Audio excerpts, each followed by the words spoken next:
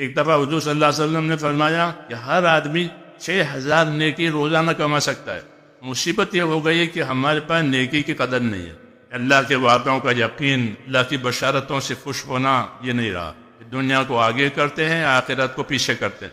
یہ بیماری لگ گئی ہے کہ دنیا کو تو آگے کیا، دنیا کو پہلے کیا، دنیا کو پہلے سمجھا، اس لیے فرمایا کہ خیر تو بہت ہے، خیر کمانے والے تھوڑے، کہ 6000 نیکی 6000 نیکی کیسے کمائے گا؟ تو فرمایا یہ سبحان اللہ، الحمدللہ، اللہ اکبر، یہ 3 کلمے نمازوں کے بعد پڑھے جاتے، سونے سے پہلے پڑھے جاتے، تسبیحات فاطمہ اسے کہتے ہیں۔ حضور صلی اللہ علیہ وسلم نے فاطمہ کو یہ سکھایا تھا۔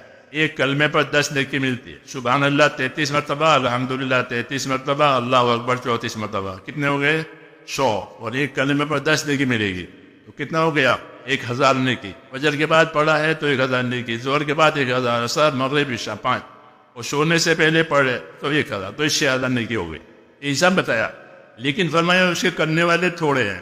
جب نماز پوری ہو جاتی ہے، سلام پھر جاتا ہے، تو شیطان وہی ضرورت اس کو یاد دلاتا ہے کہ تیرا فلاں کام ہے، تیری فلاں ضرورت ہے، وہ اس چکر میں وہ تسبیح چھوڑ کے چلا جاتا ہے، وہ 1000 غائب ہو گئی۔ سوتے وقت وہ لیٹ گیا، میں لیٹے لیٹے پڑھتا ہوں، پھر اس کی آنکھ لگ گئی، وہ پورا نہیں ہوا، تو یوں 6000 نیکی غارت ہو گئی۔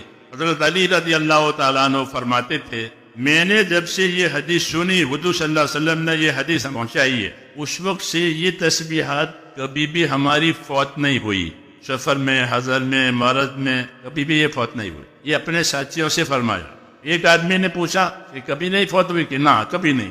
آپ فلاں میدان میں تھے، میدان جنگ میں، اور زبردست جنگ ہو رہی تھی دین کے دشمنوں کے ساتھ، اور آپ اس میں رات دن مشغول تھے، اس میں کیا کیا تھا؟ کہ اس رات میں بھی پڑھی ہے، اس میدان جنگ میں بھی وہ میں نے یہ تسبیحات پوری کی۔ یہی اصل ہے۔